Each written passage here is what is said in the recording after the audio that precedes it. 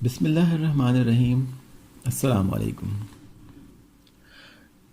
روز جمعہ کو دنوں کا سردار کہا جاتا ہے۔ جمعہ کی بہت سی سنتیں ہیں جو پیش خدمت ہیں۔ غسل کرنا، اچھے اور صاف کپڑے پہننا، مسجد میں جانے کی جلدی فکر کرنا، مسجد پیدل جانا یعنی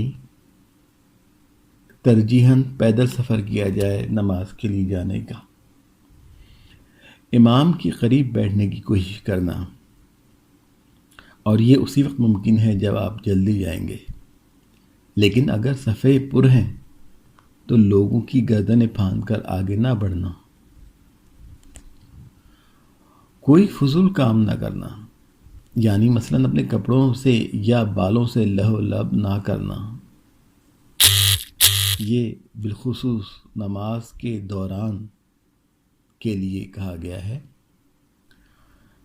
خطبہ کو غور سے سننا، روز جمعہ کے خطبے کی بڑی اہمیت ہے، لہذا کہا گیا ہے کہ خطبے کو بھی غور سے سنا جائے۔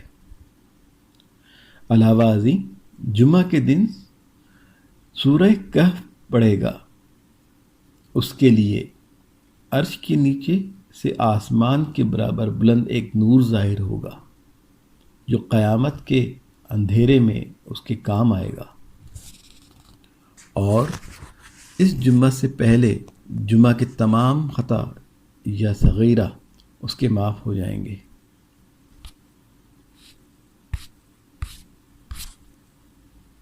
نبی کریم صلی اللہ علیہ وآلہ وسلم کا ارشاد ہے، جمعہ کے دن مجھ پر کثرت سے درود بھیجا کرو کہ درود میرے حضور پیش کیا جاتا ہے۔